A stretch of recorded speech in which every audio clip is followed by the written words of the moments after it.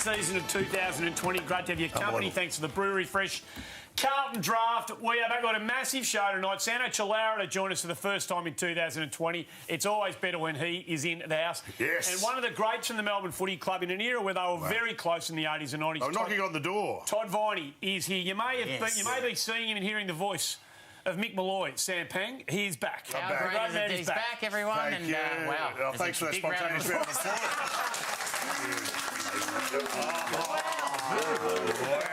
You mean they're all employees? You've made very powerful interview. Welcome back. Andy Lee was great last week, and he'll be back again. But it was a big adjustment for me. Do you know what I mean? I'm not used to having someone sitting in that chair who knows where they are. So I had to take, but we You were peddling a bit hard. Where have you been? Where were you? What were you doing? Like everyone else, I was at home all weekend on the couch watching footy, but I had no idea we were in lockdown.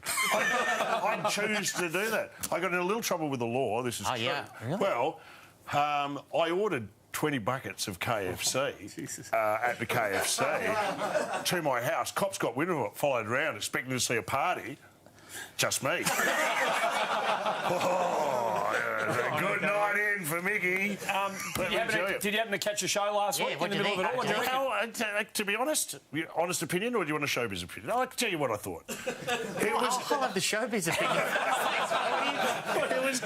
It was going fine until the appearance of Angus Brayshaw's onions. These are... What? These are his onions. Are they really his onions? Absolutely, these are his onions. Hey, careful. Watch the... That topsoil's really important. Thank you, Costa, from Gardening Australia. So I'll leave you alone for a week, and how did that happen, and what is going Angus on? Brayshaw... I missed the meeting. He left me his onions. Because he's in lockdown. He's in lockdown, and he had to travel, and I took care of him, which is pretty hard, you know what I mean, because I'm a shallots man. Onions aren't really my specialty. What about spring onions? Oh, mate, that's for the top of the tree, that one. But you've had them for a week. Yeah. How are they going? Well, I reckon they're going all right. This is just one week, mate. They're going all right. That's just 1 week I've had them. That's a 1 week. Just 1 week. Onion. Imagine how big they'll be next week. I reckon they're going all right. It feels like that onion should be in a hub with some capsicum and a beetroot. I don't know. Am I right or am I wrong? You can leave it there? You're doing a good job. Where do you want it? You're doing a good job. No, wait, you're doing a good job. Hey, remove it. Massive day in footy. Huge day in footy. There's been some seismic hub news that emerged late this morning, early this afternoon. This is what the AFL CEO, Gil McLachlan, had to say. Understanding the ongoing situation with COVID-19 in Victoria, Victorian teams will be based out of Queensland for up to 10 weeks, as we aim to get the majority of the season complete in that time frame. Unbelievable. We know that this is shifting sands. There's every chance now that there won't be any footy played in Victoria now, not only for the rest of the home and away season, but probably for the rest of the year. There's every single chance that'll happen. All I took out of that is that I've got these onions for at least the next 10 minutes. You better take good care. Imagine how big that onion's got to be. We've got a Jack and the Beanstalk scenario going on here. It has to be an onion drop. Depending on how the sands shift now, there might be games played in Tassie, there might be games played in Northern Territory, there might be games played... Did you say football in Tassie? There could very well be. And now because they've extended the stay... This is amazing, and this is interesting. They're going to have what they're calling is a WAG hub. Correct. So, and you can understand why. So, because the players are only supposed to be up there for 32 days. 32 days. Yep. Now they're going to be up there for 10 weeks.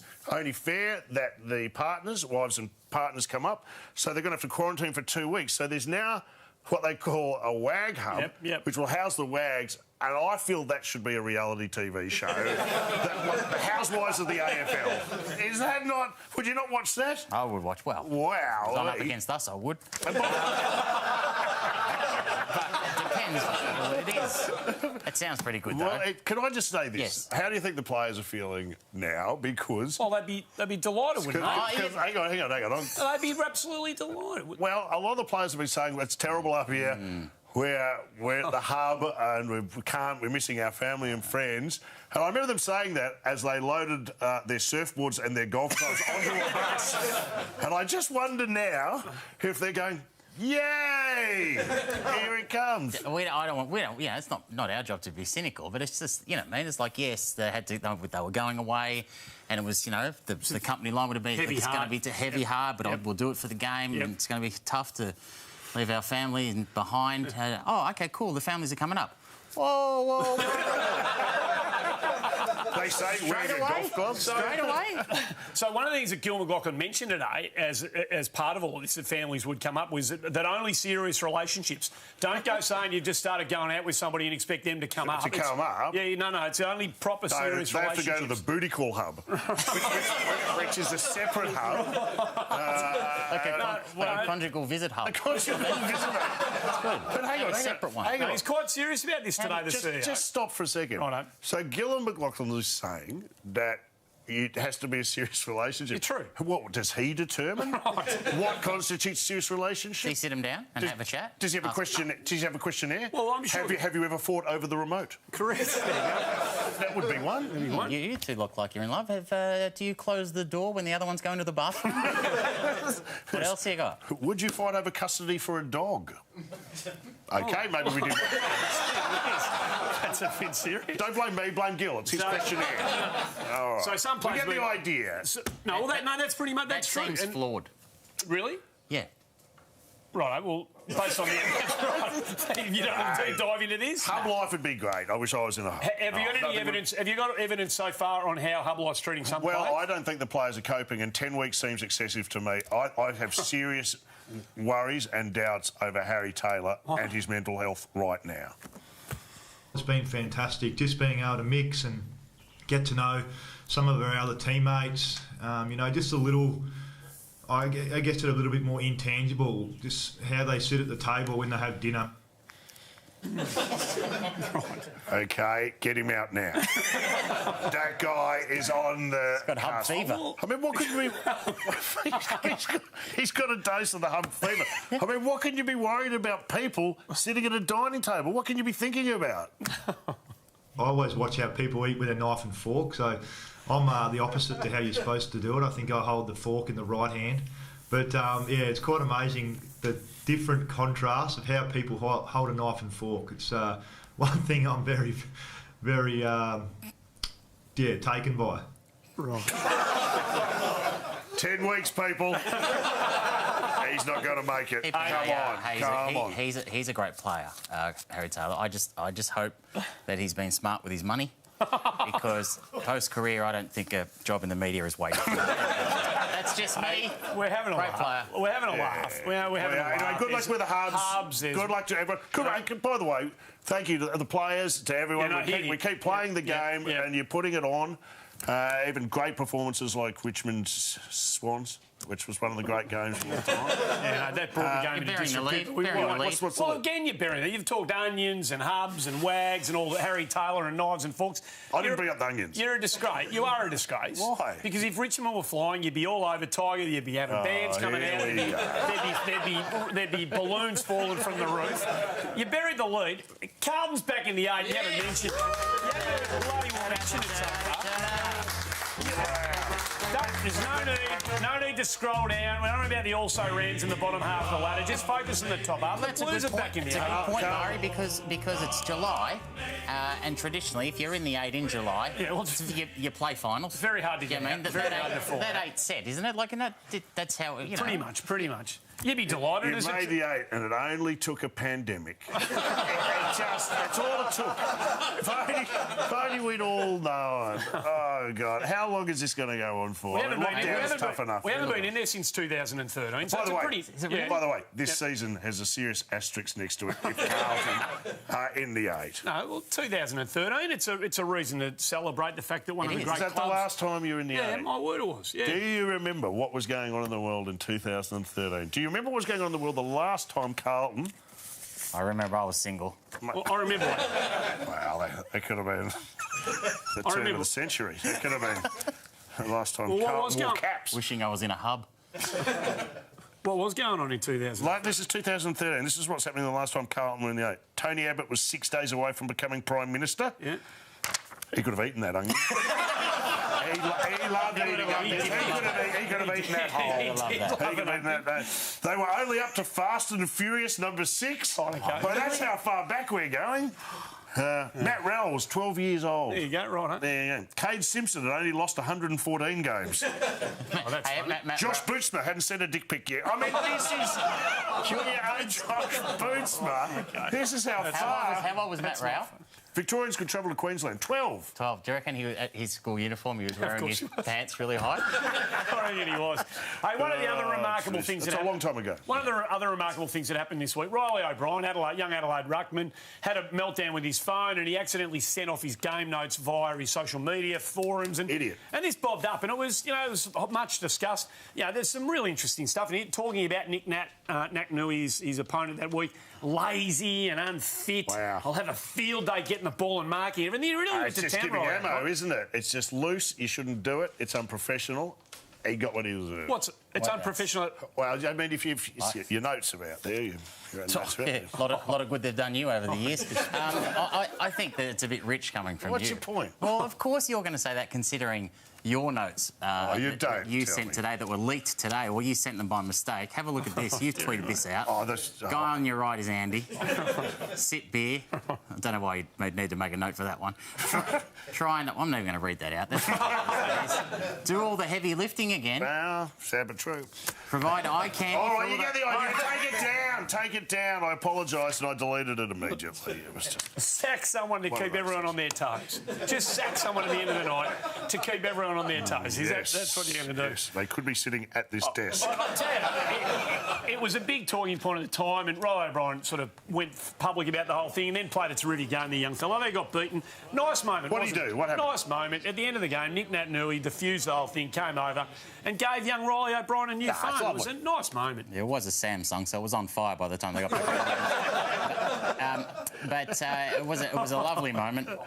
It was. You should check, by the way. Nick Nat may have, as a practical joke, signed him up to a 3-year plan. T's and C's, you got to check them. I would say this, undoubtedly a light-hearted, fun moment in the football week. Yeah, well, that's what it was. Yeah. And we've thrown together some clips, and I'll let you be the judge if you think the football world covered that moment with the attention and significance that it deserved.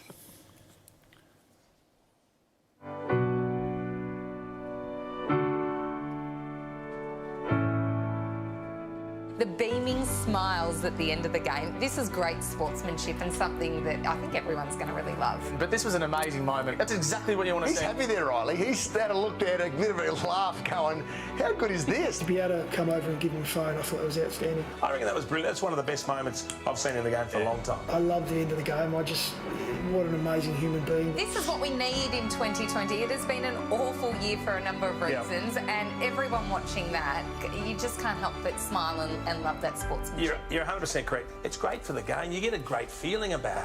Oh, yeah. There you go. Now, beautiful. Well, I know, Chief, and there is seriously nothing he cares less about that. What coronavirus? There it is. You're going to be teary watching that. You're right. Don't go anywhere for the first time in 2020. He's back. Sando Chilara to join us on the other side.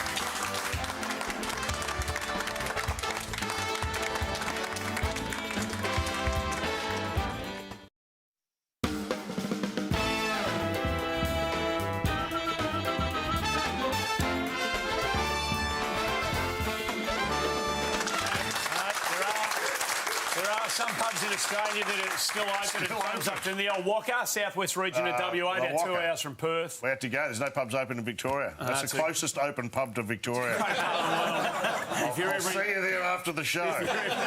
Drop in if you're in that neck of the woods. Make sure you drop us a line on any of our social media platforms. We love it when you do. Anything you've got to volunteer about the show, we're happy to read it. What's your favourite out of those three, Mick?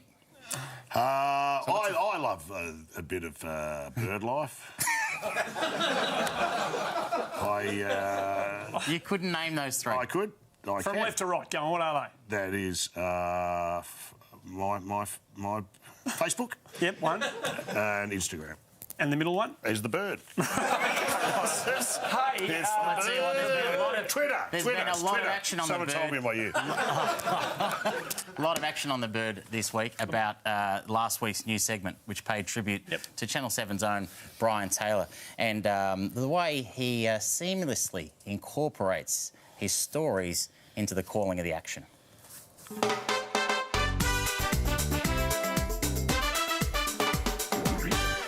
Just a few of those choc milks in the back of Brett Ratten's box, left in the fridge there. See him up in the back corner. I think it's ice or something. It's a sort of a coffee thing, Bruce. He's just got an eye for it. Eye for detail. Where would the game be without him? Love it. We're all richer for his experiences. It wouldn't be the front bar without him for the first time in 2022. Friend of the show. Great friend of the show. Please make him welcome. Sano Chalaro, everybody. How exciting is this, guys? I'm behind the... I've never been behind the bar. I've got to say, it's not your natural habitat. It's not really. And have you poured your own beer there? It looks a bit blue. What are you... Oh, this... No. That's this great little beer cocktail that was invented by President Trump and Brazilian President Jair Bolsonaro. Oh. Yeah, it's a 4 parts Carlton Draft, 1 part hydroxychlorotic. with just a dash of bleach in there. It's an immunity booster. It is so good, perfect in a pandemic. And I tell you what, have you seen the ad for it? No, I haven't. Matter of fact, I haven't got it now. It's just... Are you sure that is Angus Brayshaw's onion? Are you proud of the way it's going? I've had him for 1 week, Santo. There's Angus Brayshaw's onions. No. Angus Brayshaw gave me a batch as well. Did he really? Okay, and I've got to tell you, there's only one way you can tell that it's an Angus Brayshaw onion, and that is you pull it out, and it's got that. You can do that. You can do anything with that. It just won't hurt the onion. See, nothing happened. It's fine. See? How much time did you put into... What day of the week is it? How many fingers am I holding? Anyway, whatever. I'll put this back down. Hey, wow. It's lovely to have you on the show. You never disappoint, by the way. You never disappoint me. 2 props in 30 seconds. 2 props in 30 We seconds. should have a prop count. You had a helmet for a seagull once. I think we've still got that. It's the same one. It's the same one. It's the same one. Sano, can I dare put to you, as a great traditionalist, you love the traditions of the great game. You'd be bullish and a bit excited about the return to some sort of prominence in the Carlton Footy Club, wouldn't you? Well, I couldn't believe it when you guys were just talking about that Carlton are actually 8th. In the 8th. Yeah. I remember, in fact, I think the last time they were 8th, there wasn't an 8. I reckon Carlton was two games outside the 4. When that Remember those days when you wondered if a team could win the flag from 5th? From 5th, exactly. Never been and done. if you have a look at that, to me, I want to just say, pay my tributes to the Adelaide Crows. Now, look at them down there. That is just responsible. They are socially distancing from the 17th. They've been told to keep 8 points away, and they've done it. So that is gold. Social distancing is fantastic from the Adelaide Crows. Now, I saw this graph during the week. I don't know whether you saw it, Andy, because I know you love your stats. Yeah, but I do. It's basically... It's basically going back to 2010. It shows shows the percentage of games lost each season. So there's a bit of a spike around 2011, another one around 2013. But right now, the past 2 seasons, that's clearly a second wave. They have to flatten that curve. They need to flatten the curve. That curve needs to be flattened straight away. Otherwise, oh my God! Though I can't imagine those numbers would have been helped this week by that stray Riley O'Brien tweet. Well, look, I don't know. I mean, it can happen to anybody in these days of social media and new technology. It's the world we live in. It's the world we live in. I mean, I often try and send messages to my followers, and how many times do I press the wrong fax number? It's just one of those things that in this day and age, I mean, how many times have I mixed up floppy disks when I've labelled them and put the wrong stick? Hang on, wait a minute. Sorry, guys, my beeper's just going Oh, hang on, sorry, I've got to write down this note. Sorry, I've got to, hang on. What is it? Just got to write that down. Yes, very good, yes. It's an unusual season, Sorry, hang on, my pigeon should arrive here with a... It's an unusual season. I've got to tell the Crown, you know the town crier? You tell him the information, he goes out and gets it to people. By the That's way, a great... now, the beeper, there's never been more props on this set. It's not a beeper, it's a pager. What is it? It's a pager. What's the difference? Well, one page is one beat. You couldn't squeeze an iPod in there somewhere?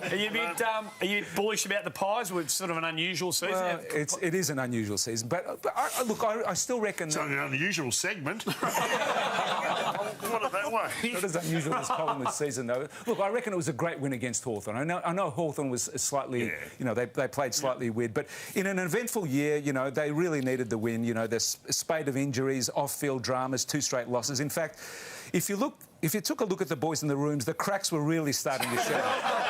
You know what I mean? The cracks. You know, if you look at those cracks were really. Oh, come on, guys, we're all in this together.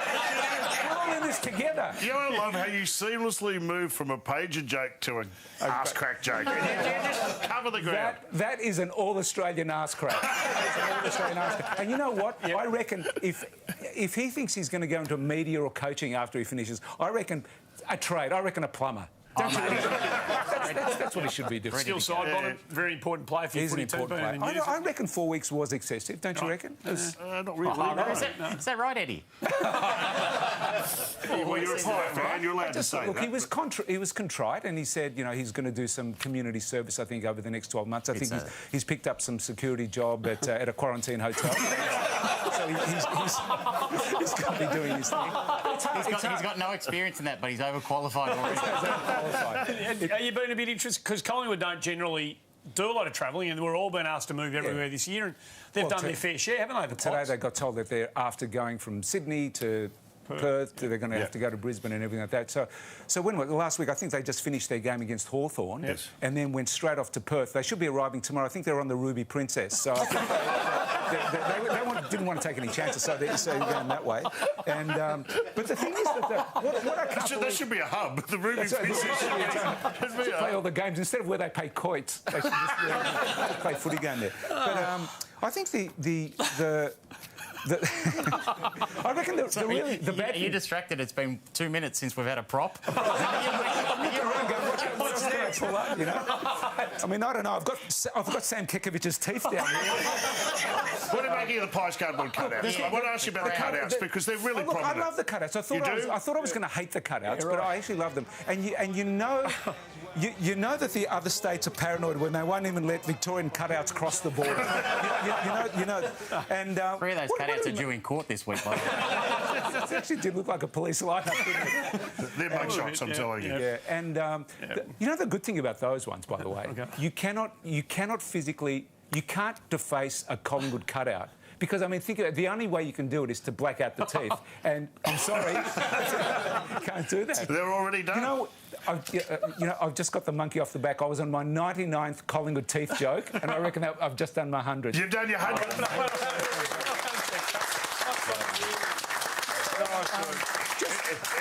If we were allowed to have a crowd, I'm sure they would rush you right now, like they do after the 100th I reckon goal. even if there was a crowd here, that's the reaction I would have got.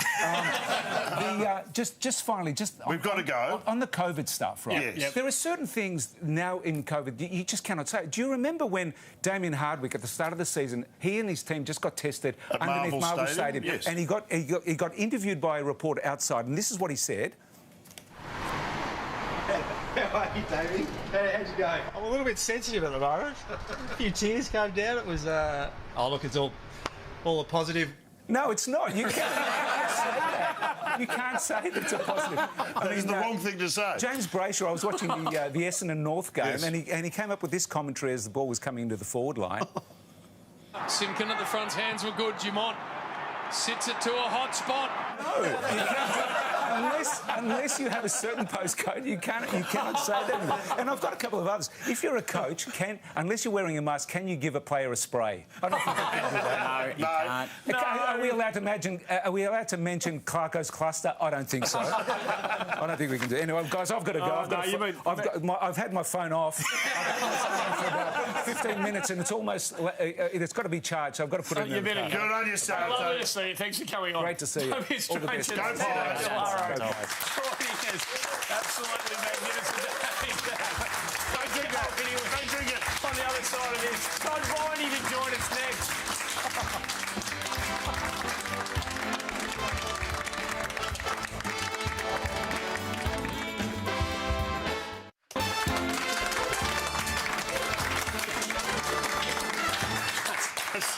to have I'm exhausted. It's great to have it with us on the front bar. Thanks to the Brewery Fresh Carlton draft. Great to have Sano Chilaro back on the show. Hey, Melbourne... in the late 80s and early 90s, they were very, very close. They were pushing the envelope often through that period of time, and there's a lot of reasons for it. One of them was a man called Todd Viney. He's been good enough to join us on the show. Please make him welcome. Hello, mate. How you going, mate? You well? Going well. Thanks, Andy. Yep. Did you bring any props? No, what have you got? You got anything in mind? No, but I like the fact you're in flannel. Are you a devotee of the show? Well, they said it was the front bar, not the MCC committee room, so I thought I'd come dressed appropriately. We've dragged you down to our level. Well, thank you for coming. We like reminding people who maybe are a bit young or have forgotten how good our guests were as footballers, so we roll a bit of vision, and it speaks for itself to a large degree, the sort of footballer that you were.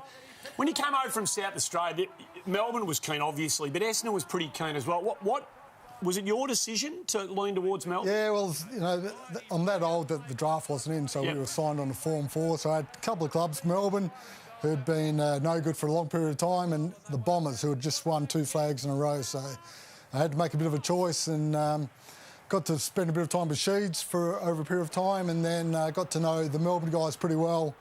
You know, I met Robbie Flower. They brought me over to Melbourne, and... Did you live with Robbie Flower? Yeah, I lived with him for a week. I thought he had sports stores at the time. I thought I'd eventually like to do a sports store, but I stayed with Robbie for a week. And I guess the clinching deal was when they said, look, we're going away on an end-of-season footy trip. Do you want to come away and get to know the players? So Melbourne sent me off to LA, San Francisco and Hawaii. So that was the clinching deal and decided to go to Melbourne. And who was on that trip? Who was? Well, there was Ron Barassi. Ron Barassi? Are you in LA with Ron Barassi and you haven't played a game yet? No. And Barassi had just finished coaching. So when I came over in 1987, John Northey was the coach. Barassi was finishing, and I got to spend a bit of time with Barassi at Waikiki Beach, playing chess with him. Playing chess? Chess. He was in his dick stickers and playing chess. This is too surreal. I can't get my head around. How did you go? Do you remember who was a better chess player? Well, he's a master tactician, so he wiped me. I'd only played checkers. Did he shoot front? Did he shoot front your rook? Can I ask this? I want to get back to Robbie Flower for a minute. Is this true or false that on your first game you were playing, Robbie Flower came up to you and said, "Are you nervous?" And you said, "No, why?" And he said, "Because you've got your pants on backwards." That's absolutely correct. Running out first game, playing Fitzroy. Yes. I became great mates with Robbie, and Robbie was always trying to prank me. You know, he'd ring me up in the middle of the week saying, "Hi, it's Eddie McGuire," or "It's Lou Richards," do an interview. So he was always pranking me. Then we're about to run out on the race, and Robbie said, "How you feeling?" I said, "Oh, bloody nervous." He goes, "Well, you look nervous. You've got your shorts on."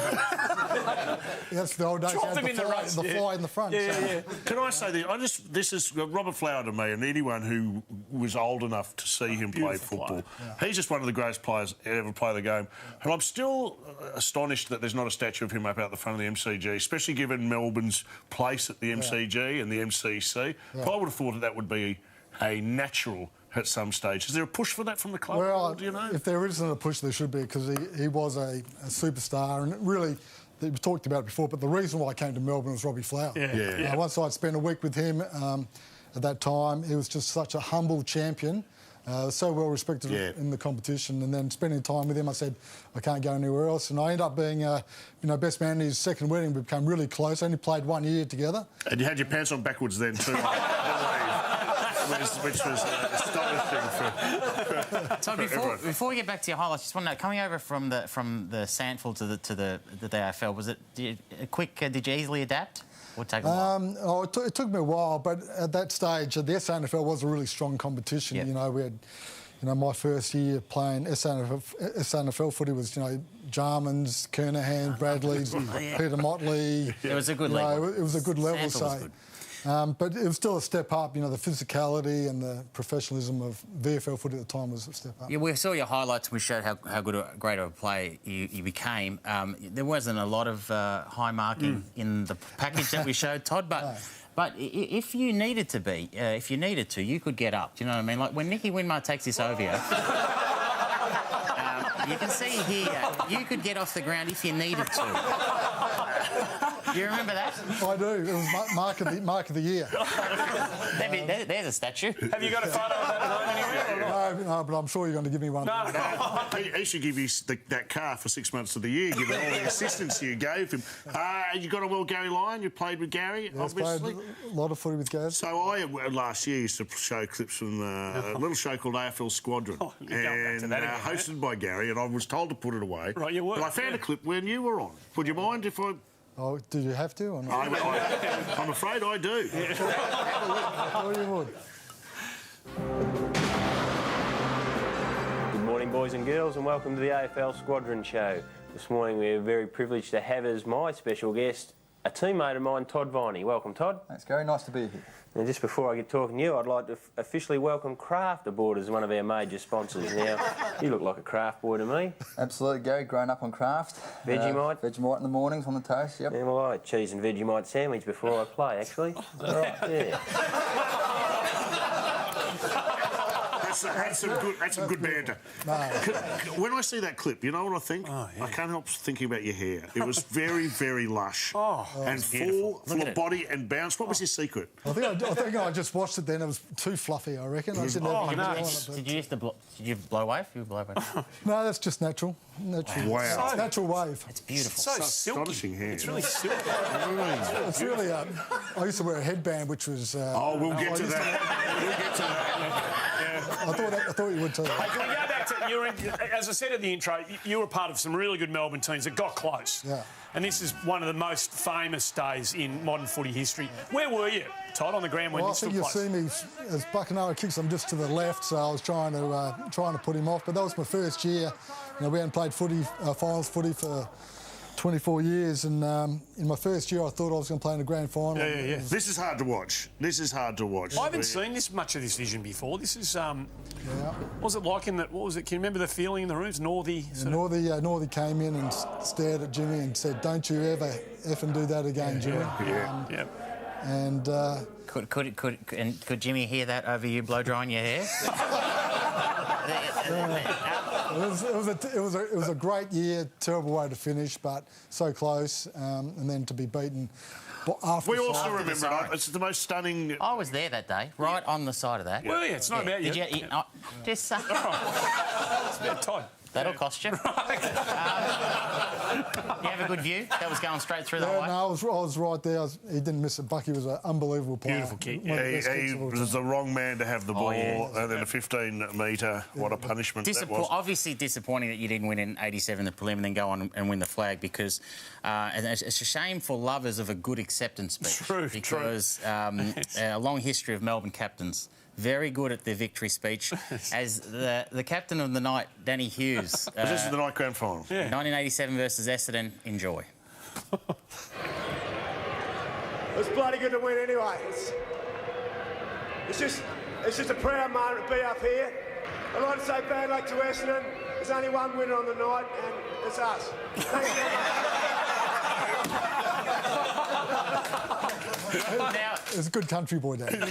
He's stolen that from Winston Churchill. I think it's safe to say Danny hadn't prepared a speech, had he? That was pretty much... No, I think Robbie might have been captain at the time. He was injured in the grandstand with me, and Danny was vice-captain. He was a tremendous player, tough, full-back, used to belch in the back of the head if you were in front of him. But the next year, 88, of course, you went one better in the home and away season, got through to the grand final. It didn't end well, of course. No. You ran into a pretty good side. Yeah, no, we ran into some really good teams. Yep. We were around the mark for a long period of time, Melbourne, but we did come up against some really strong teams, and that Hawks team of '88 was full of superstars, and they touched us up well and truly. So you missed the prelim that year, but you pushed your case to get a spot in the grand final. What did you do? Yeah, no, I had the second year blues. I had an average year, and then we got dropped for the prelim final, and then Straubs O'Dwyer, the big ruckman, big fiery redhead ruckman, got reported, and so there was one opening. I wasn't traditionally a ruckman, so we had to try and convince Northey not to go like for like and replace me with a ruckman. So I wrote him a letter, sort of middle of the week, wrote him a letter. He flogged us all week. There was about 2 or 3 other emergencies. By the way, for our younger listeners, a letter is something you used to communicate. Before you had a mobile phone. Use a pen. It required a stamp. So I sent him a letter. "Dear John, pick me. I'm going to do all these fantastic things, which I didn't do any of." But I managed to get in the grand final. You got in. Yeah. Can I ask you about the lap of honour? I want to ask you about these scenes. And this is we asked Gary Lyon this, didn't we? We asked Gary Lyon this. There you are. Nice tips. I like the tips. Were you a fan of the tips? The tips were good for you. That's a bad... Not as lush, but striking. It was a bad era. So here we are. We asked Gary about this, and he couldn't tell us. Why are you doing a lap of honour before the game? Yeah. This is before the game. No, I can't recall that. It was obviously a ploy to get the... Because we'd come from nowhere, really, that year. Well, you did the last 6 games of that year to make the finals, and then we're on this huge roller coaster. And John Northey was a master tactician of getting you up. So I think he would have suggested... Go around, suck it all in, and get up for the game. I think singing the song at half-time was probably a mistake. There it is. So I want to show a package. Can we please do this? Can we do it? Yeah, go on. I want to do it. You were one of the fiercest men to step on a field. You were. And Can we have a look at some of your hard nut stuff on the ground, which you were well known for, and bang. You should have got 10 weeks for that. No one does that to Anthony Coote. Did you always play like this, Todd? Yeah, I didn't have enormous talent, but my competitiveness... Look at this. Who tackles like this? Here's one you might remember. Can you talk me... Do you remember this moment? I do. Got 3 stitches in my eye after that. Did you? From big Gary, yeah. Did you lose your mind? No one does that when Gary Ablett's stooming the woods, and they jump out of the way, mate. It was like a freight train. Yeah. He's a powerful man. So when he hit you, did he have that mass? You remember getting hit? Yeah, no, I was about 90 kilograms, and I reckon he was 105. Yeah. I was like 2 locomotives hitting each other. You probably just saw your hair and thought, that's it, I'm going. It's all red. Can I ask you, we had Chris Lewis on the show last year and asked him about the infamous moment with you, controversial moment. What were your memories of this day at the MCG? Yeah, we had fierce rivalry with these guys. Like, we were a good team, and these guys were the up-and-coming new boys on the block. And so we had a few run-ins, and Chris and I think I might have had a pretty good Had you been at it all day, you two? Yeah, well, not specifically, but there was just a lot of angst, and I think I might have had him in a pretty good headlock at the time, and he might have just been a second or two before feigning. So I think he might have said, I've got to get out of this, and unfortunately... Chomped down. Bit my finger and got, I think, 4 weeks in the end. But it was a big story at the time. Massive. You know, unfortunately for Chris, it was sort of he copped way too much for it. It was just one of those things in the heat of battle. And I think, because of the headlock, I just think he was trying to reflex get out of what he was doing. But unfortunately, he got 4 weeks. It was a massive story at the time, and Chris Lewis was widely condemned by most of the football world. But he did find an ally in your old chess partner, Ron Barassi, next morning. Biting a finger, if it's in your mush, what's wrong with that, for goodness sake? Is that as bad as a kick, as some people are saying? I can't believe it. Would you have bitten someone? If something was being done to my face, yes. That sounds a bit like Ron reckons you didn't go far enough. Do you know what I mean? I think he wants Chris Lewis. Take it off. By the way, there wasn't much social distancing going on that panel, by the way. Todd, stick around. When we come back, you don't want to go anywhere. When we come back, we've got one of the great footy songs that not enough people have seen. On the other side of this, we'll play that for you on the other side of the break. Don't go anywhere.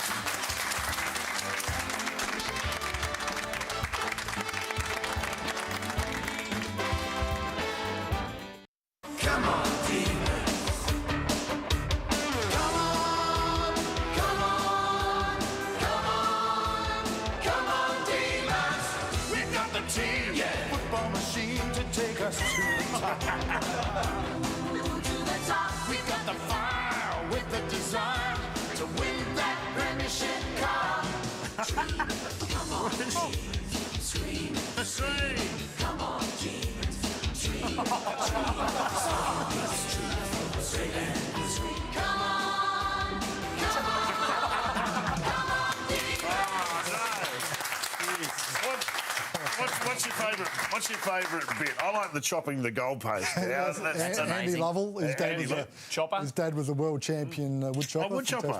Peter Road on drums was magnificent. Ricky Jackson coming out of the locker was pretty good. Popping out of the cupboard. He used to do that all the time. Yeah, you were good too. I liked your hair. Yeah, no, good sit up, so. What's going on? Have a look. I like the white tips. Talk to the white tips. It's just a stage you go through when you're growing up. I think another stage I got a Porsche, and And it's just one of those boy things you have to do. Get your hair tipped and get a Porsche. Yeah, of course you do. Yeah, is that the same car that had the number plate Brat 12? No, that was that was another mistake. That was my first year.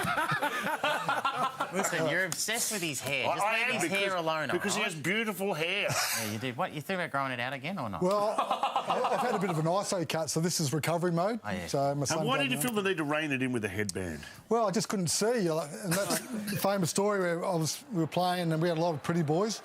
Andy Lovell, Stephen Tingay and the like had long hair. And Stephen Tingay, Stinger. And we'd lost to Collingwood this day and I was wearing the headband. It wasn't a headband, it was actually ankle tape folded in half just to keep my hair out of my eyes. And we were training on this Monday after losing to Collingwood and Barmby saying, all you pretty boys, stop doing this with your hair before you mark the footy. And I was at the front and I'm going, yeah. And he goes, and you look like a dickhead if you wear that headband. That was last time. What about the man bun? Obviously, you were pre-man bun. Do you like the idea of the man bun? Would you have gone the man bun? No, anti. Really? No. You would have had a great man bun. No. I'm happy with a little bit of tape. Like I didn't want to go real Pat Cash style headband. I just wanted a bit of tape. It's interesting you bring up the tennis. Shall we go to the archives? We've got a favourite segment of ours. Todd, it's called Fresh from the Archives.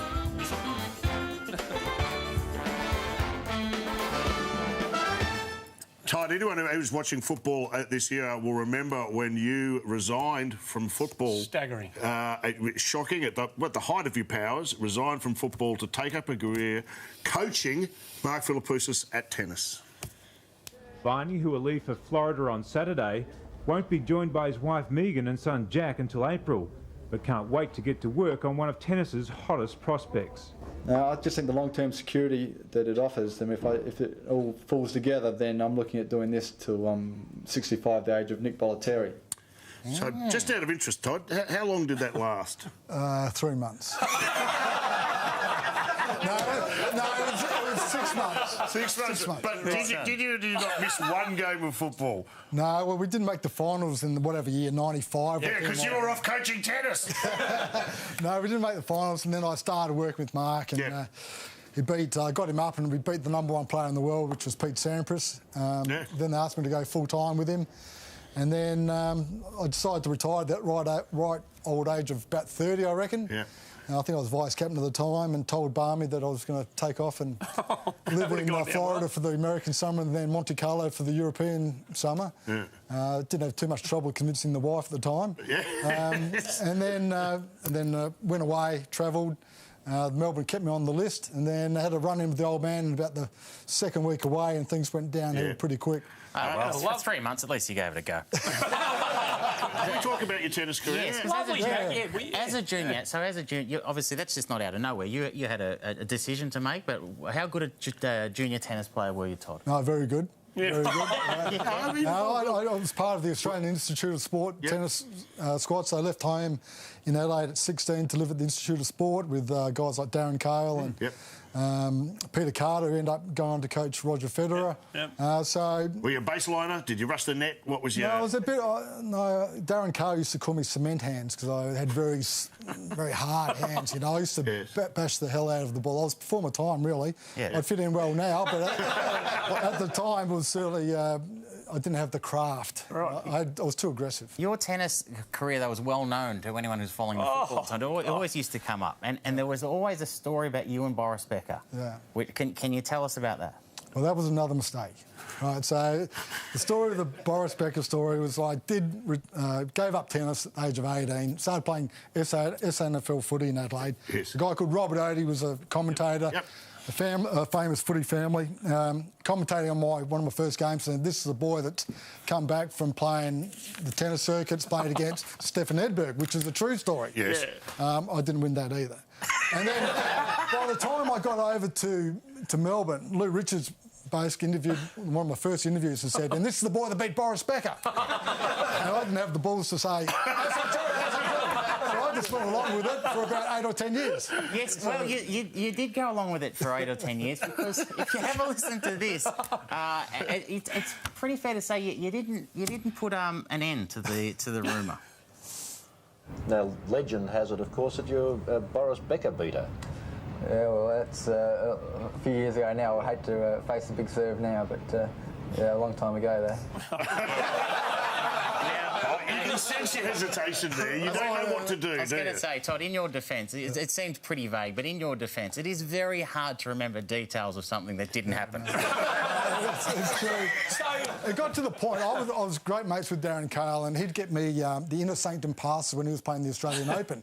And I'd had like a sort of like co-coach Darren Cahill, and I wasn't coaching him, but I'd be walking through the, the archives of the tennis centre, and I'd see Boris coming, and I'd hide just in case he'd heard the story. Yeah. So, did you beat anyone of any? Like, did you ever beat Hank Pfister, for example? No great victories. Moscow Tanner? That was the era. Johan Creek, what was he like? pretty good player, Australian Open. He won too. Yeah, very good. Kim Warwick, did you play against Kim Warwick? Okay, he's got to go on all night, you know that. Mark Edmondson. Hey, your son Jack, you must be enormously proud of the way he's carved out his. And was he always destined to follow in your footsteps as a player? Look at that. That's great. Yeah, that's amazing footage, but no, well, from a young age, he seemed to have that natural talent. Can I ask you just quickly there, what are you most proud of there? Him being drafted or his hair, his gorgeous hair? You are hang up on the hair. I am hanging up. You can't go past the hair. So you always knew he was going to play. He always had some sort of inkling that there was a bit of a natural talent. I heard a story that he was, as a child, that there were mums who used to take their kids off the field when he was on there because he was a very hard young. He played hard and tough. He was just one of those kids that had no sense and no fear. And I just said to him, like, you're getting in a lot of trouble at the moment with the school, the headmasters and the parents, but stick at it, mate. Like, this is what AFL footy's about. And unfortunately now, you're not allowed to tackle them too hard either. So, Todd, this is the Ashburton under-10s. Now, that little kid there in the Carlton jumper, not a bad that player. bloke there, he goes all right. Yeah, Brownlow medalist. Who's that? That's Tommy Mitchell. Tommy Mitchell. So that's him there. Jack was in that team, and there was another pretty handy player in that team. Another little rat bag, Toby Green. So they all did Auskick together and then went on to play at the Ashburton Redbacks. That's unbelievable. A lot of discussion, Todd, about how tough and hard Jack was as a young boy. Not evidenced in this clip. You a good boy? Yeah. Was Tom... I'm going to get a prize. Get a surprise?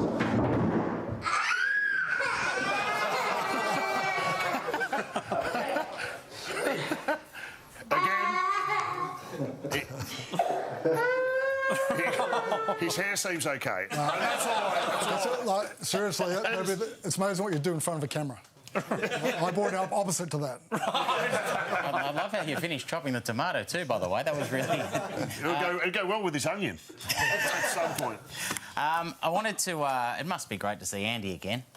You two go way back. Of course, he was an intrepid reporter for most of your career. Right. Do you remember him? Do you remember? I remember. Well, they used to send him down. They used to send him down into the rooms. You're here. We'll spot you later. Andrew Mars down in the rooms. What's the feeling like down there, Andrew? Yeah, it's one of a side that actually believes that it can win. I think there's no histrionics and no hoopla, no ranting or raving. They just come in.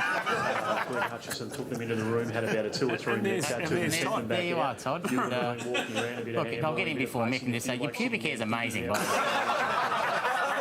It's just everything's just. You're obviously you're a pert 2-in-1 man. How do you reckon the D's are travelling? Yeah. How did you enjoy watching them? Are you hopeful that the D's are on the... Well, very hopeful. I've spent the last 9 years there trying to put us in a position to compete. At the end of 2018, we thought we were not too far away, but last year was disappointing, and this year we've been a bit shaky. It's been, but it's been one of those years where I'm not really convinced on anyone at the moment. Yeah, it's a bit like that, isn't it? Yeah. I think looks like we're still trying to get our balance right on tools and smalls and what our best team looks like. But I think there were some positive signs last week against. Now, I know you got a jumper behind the bar over there that might be a bit familiar to you. It's the Proud to Belong jumper. This is the same design jumper that you wore in the 90s. Do you remember that jumper? I do remember it. I don't know whether I played any good in it, but... I bet you did. Yeah. Any Melbourne supporter can get their name printed on that jumper and that jumper will be worn by the Melbourne footy team in a game later on this season. All you got to do is log on to melbournefc.com.au. There are details on how to become part of that jumper, that'll become part of Melbourne. Get on board. History, of course, and it's a great way to help support your footy club in a time where footy clubs need all help they can get to get through this testing time. It's unprecedented at the moment, so all the support that your members can give us. Mate, thanks for coming on. Thanks for in the Fleming. Thanks for putting up with all the questions about all your hair. Appreciate you coming on the show. Todd Viney, our very special guest. Great to have him on the show. What a player he was. Don't go anywhere. The multi's back and it's in the hands of Nick Roy on the other side of this.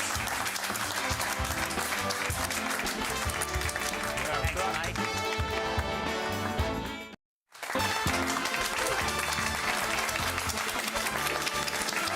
Welcome back to the show here for the Brewery Fresh Carlton draft. Here's some good footy to look forward to in round 7. Kicks off on Friday night over in Perth. They're doing some miles. Huge the Cats and the Pies. That is a big game of footy. Chance to go and see Collingwood beaten if you've never seen that before. Friday night as well. Bombers are flying. They've still got that game up their sleeve. Western Bulldogs need to bounce back. They bounce back well. Carlton, Port Adelaide. That's almost the game of the round. Can we all watch that together somewhere? That would be fantastic. And of course the derby on Sunday, or the derby as they say, over in Perth. Fremantle taking on the West Coast Seagulls. Ken Hinkley, this is great. Port Adelaide flying, going as well as anybody. 300th game as a player coach on the weekend. The players push him in the middle of the... It's like watching your dad dance at a wedding or something, isn't it? Slowly, but can I just say... You know what's great about... By the way, you know what should never be forgotten about Ken Hinkley and his coaching tenure at the Port Adelaide? When he took over, no one else wanted that job. That's not a bad... There you go. There you go. Stuff if you want it.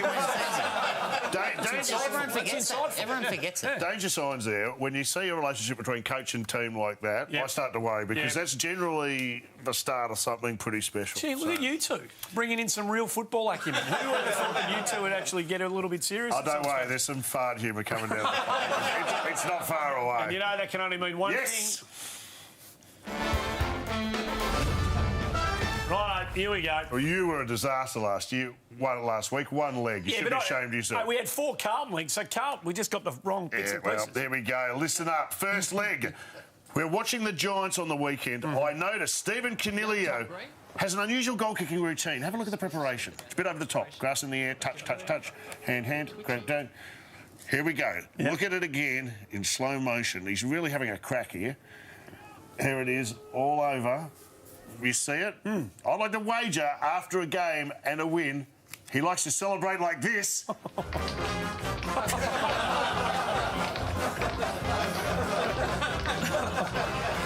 That's a Gatorade shower right there. Can I have that? No, you can't have it, but how about you take Coniglio to 25 plus against Brisbane and I'll give you 288. I'll take it. Let's crack in. Second leg. Pie, Darcy Moore was wearing his shorts low in the room. You saw it earlier. There he is. Hello, girls. Hold on. Dinner's on. Dinner's on. I'd like to wager that even Steele Sidebottom told him to pull his pants up. Justin. No, you can't have that. But how you... Oh, God. You know, how about you take Captain Crackerjack to place? Well, absolutely. And I'll give you 4. I was generally worried because that first one was a cracker, right? And I thought, if you do 2 good ones in a row, you know, there could be the week off's done you good, you come back fresh. Normal programming is... All right, OK, well, you watch. I bounce back here. Here it comes. This is... I'm really confident about this third leg. Ian Poulter tees off, and the effects mic picks up more than just the strike of a ball. Have a listen.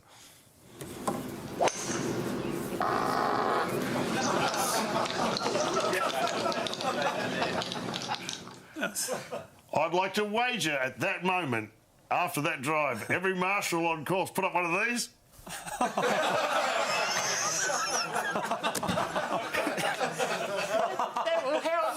You're doing props in the...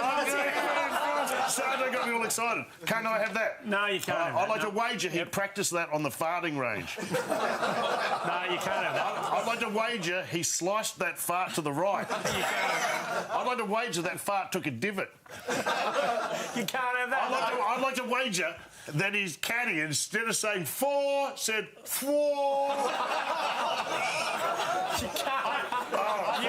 You're a actually laughing. Hey, audience, quiet, please. Keep it down. You can't have any of that. I'd like to wager that you should have got out after you had this fight. How about you take Ian Poulter and finish top 40 at the Memorial? That's this week.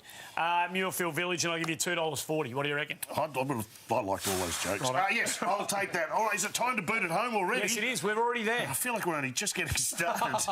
OK, to boot this home, Cat Mitch Duncan was injured early in the Cats game against the Lions. Have a look at him struggling with the zip on his tracksuit top. Really is. It's hard work here. Come on, mate, you can do it. They can be problematic. He can do it. Look, I've got 2 8-year-old boys who struggle with this. They can be tricky. He's done, you're cooked. Come on, mate, you can do it. It's hard to watch. Get it going. Oh, please. Mitch, come on. It's actually frustrating. I'd like to wager that he eventually worked it out for himself. Yes. I'll go with the win sheeter. Put it up. No need. You need to take more weeks off. You can't have it. Come back fresh. But how about you have Zipping Albert to win race 8 at Sandown? I'll give you $2.70. What do you reckon? Oh, well, sounds a bit pricey, but I'll go with it. What do we got? $91. Get on board. Sports Cannot lose. It's a lockdown spectacular. Sports Bet, mixed multi, mega bet section of the app. Make sure whatever you do, you gamble responsibly. On. Don't go anywhere. The last shout when we come back.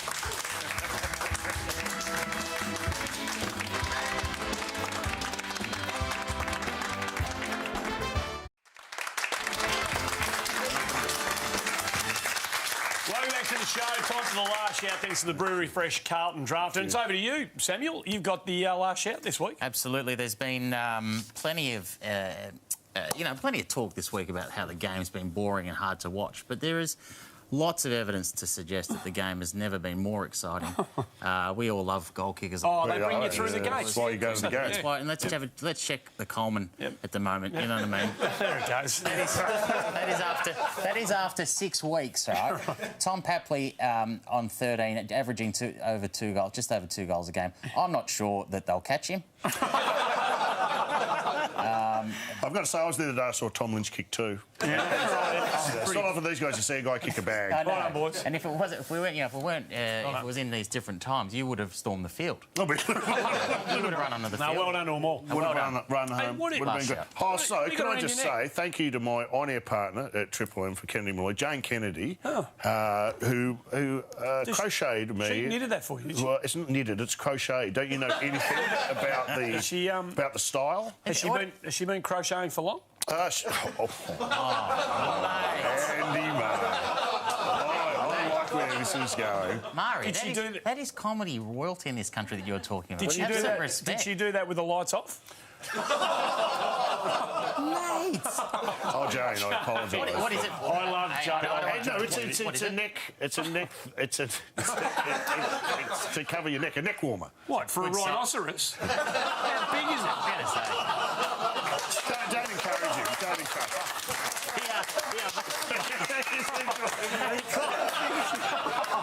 It's massive. I thought it was a cravat, and you've never looked more like Matt Preston right now. Well, I'll tell you what, after a win, it's going to be a cummerbund. But thank you, Jane, for making this for me. I asked for a poncho, but I suppose at the end of the day, she's just a bit lazy. So, thank you, Jane. You're wonderful. It's very nice of you, Jane. Very nice I love of you. it. Oh, yeah. And you're a lucky man. You're a lucky man to work with such a lovely person. Oh. And her cookbook is 10 out of 10. Mate, it's way too late. You are cooked. Hey, next week, 8:30 on Thursday night. So just make a little note, 8:30 Thursday night, everything agile, nimble, all of that sort of thing. 8:30 Thursday night. Brett Delidio, special guest next week. I can't wait.